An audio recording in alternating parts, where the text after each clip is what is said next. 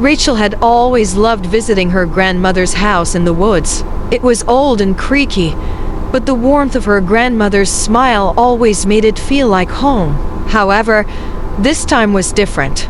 Her grandmother had passed away months ago, and Rachel hadn't been back since the funeral. Yet, something pulled her to the house again, an odd feeling she couldn't shake. She arrived at dusk, the air heavy with the scent of pine and earth. The house stood as she remembered, the paint peeling and the windows fogged from years of neglect.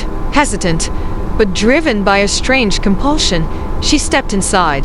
The familiar creak of the floorboards echoed through the house as she wandered from room to room.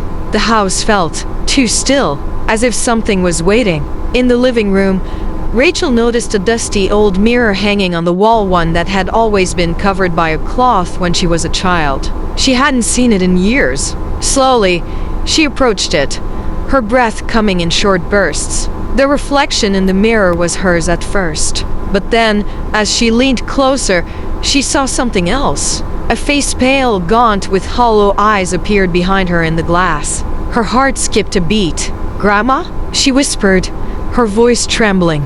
The figure in the mirror smiled, but it wasn't her grandmother's smile. It was something darker, something far more sinister. The reflection tilted its head, its grin widening unnaturally, and mouthed something that Rachel couldn't hear, but the words seemed to form in her mind. "You shouldn't have come back."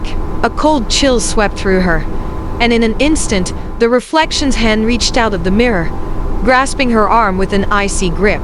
Rachel screamed, but no sound came from her mouth. She pulled away desperately, stumbling backward. The mirror shattered with a deafening crash, but when she looked down, shards of glass were scattered around her feet, and the figure was gone, except for the faint sound of a low, gurgling laugh echoing from the darkness behind her.